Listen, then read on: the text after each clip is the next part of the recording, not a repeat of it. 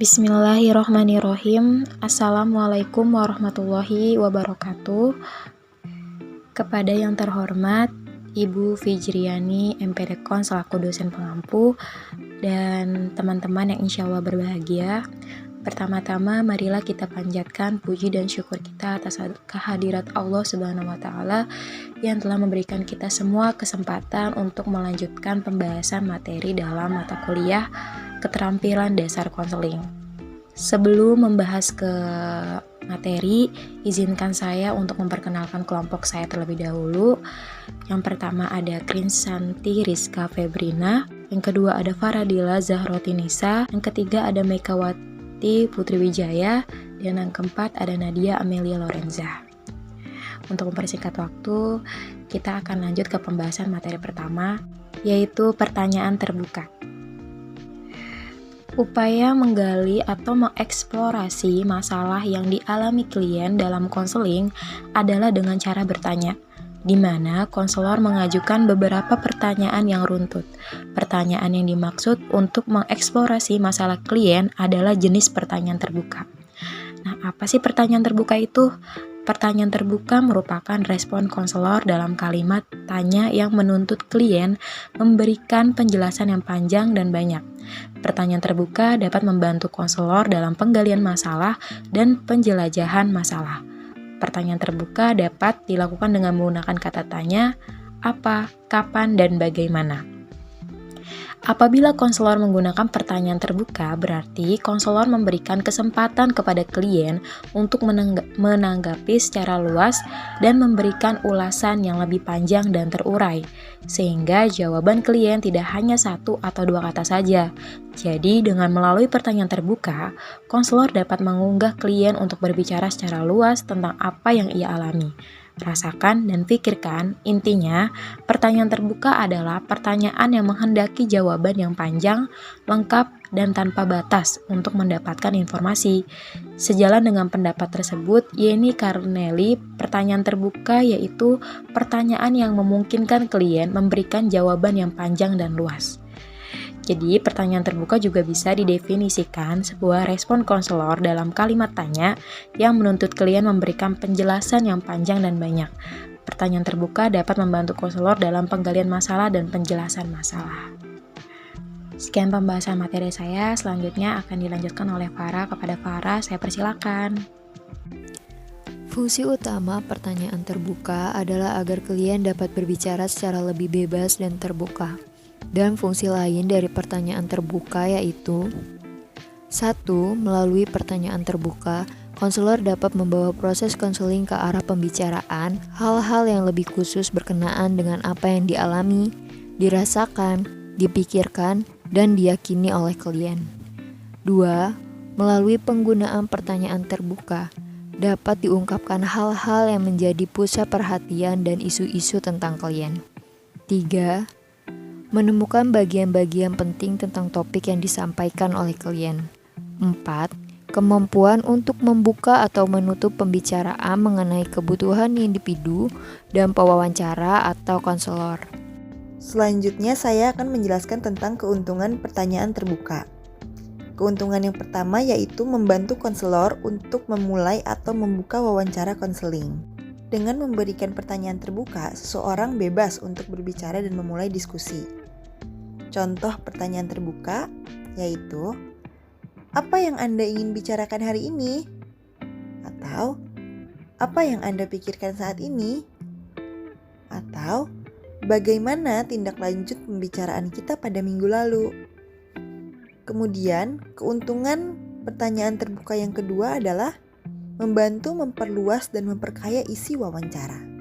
Contoh pertanyaannya, coba Anda sampaikan lebih lengkap tentang pengalaman Anda di sana. Atau, bagaimana perasaan Anda saat kejadian itu? Keuntungan yang ketiga adalah pertanyaan yang diajukan konselor dapat membantu membawa hal-hal yang bersifat umum ke hal-hal yang bersifat khusus dan konkret. Seperti pertanyaannya adalah, apa maksud Anda meresahkan itu? Atau, apa yang Anda lakukan sebelum dan sesudah dia marah? Keuntungan yang keempat adalah pertanyaan diperlukan konselor dalam upaya mendiagnosis dan memberikan penilaian tentang masalah. Tentang siapa klien, apa masalah klien, apa detail kejadian itu, apa yang terjadi pada dirinya saat itu. Selanjutnya ada manfaat sambung menyambung pembicaraan dalam konseling, di mana sambung menyambung pembicaraan dalam konseling adalah salah satu teknik penjelajahan masalah yang diterapkan ketika melakukan konseling individual. Teknik sambung menyambung pembicaraan ini sangat penting karena dengan adanya sambung menyambung pembicaraan yang tepat akan dapat menghasilkan keruntutan dalam pembicaraan konseling.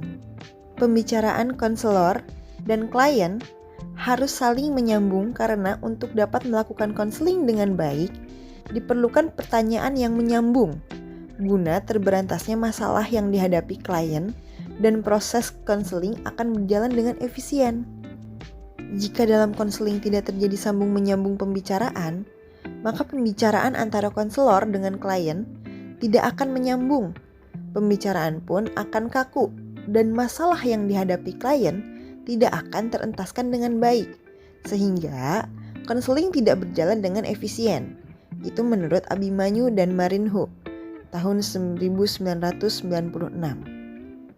Pertanyaan atau cara bertanya dengan menggunakan pertanyaan terbuka secara sambung menyambung. Contohnya, apa, mengapa, kapan, dan bagaimana.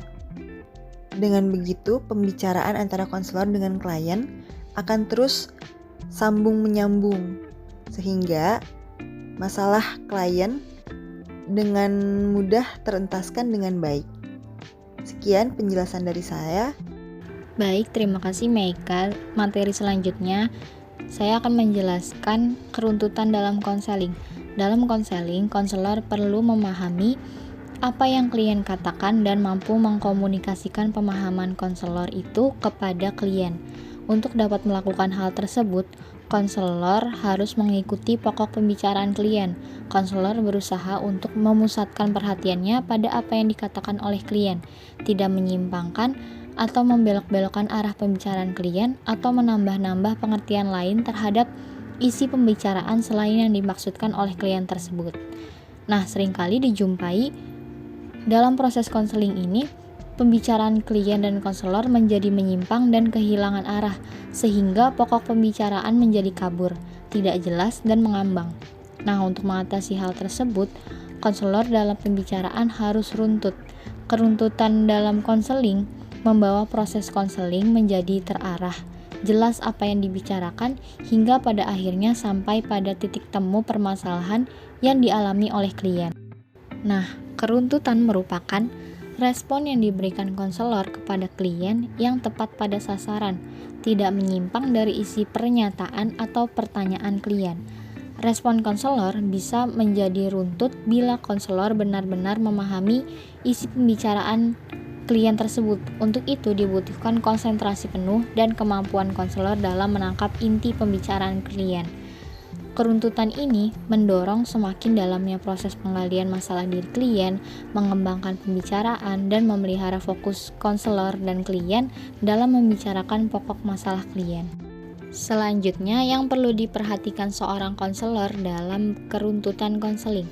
Untuk dapat melakukan keruntutan, konselor dapat memperhatikan hal berikut. Yang pertama, konselor mengikuti pernyataan klien. Yang kedua, konselor menangkap dari hal-hal penting dari pernyataan klien tersebut. Hal penting tersebut diharapkan konselor memahami persoalan itu lebih lanjut. Agar konselor dapat mengajukan pertanyaan yang runtut, diupayakan dalam bentuk yang pertama, melatih diri secara terus-menerus, konsentrasi yang baik. Yang kedua, mampu berpikir secara baik. Yang ketiga, adanya rasa percaya diri. Baik, itu saja pemaparan dari saya. Selanjutnya, saya serahkan ke moderator. Terima kasih. Oke, terima kasih teman-teman kelompok 4 atas pemaparan materinya. Dan terima kasih juga buat teman-teman kelas R3A yang sudah menyimak pemaparan materi dari kami. Semoga bermanfaat. Kurang lebihnya mohon maaf. Buat teman-teman yang mungkin ada pertanyaan, boleh ditanyakan via WA group. Sekian dari kelompok kami. Wassalamualaikum warahmatullahi wabarakatuh.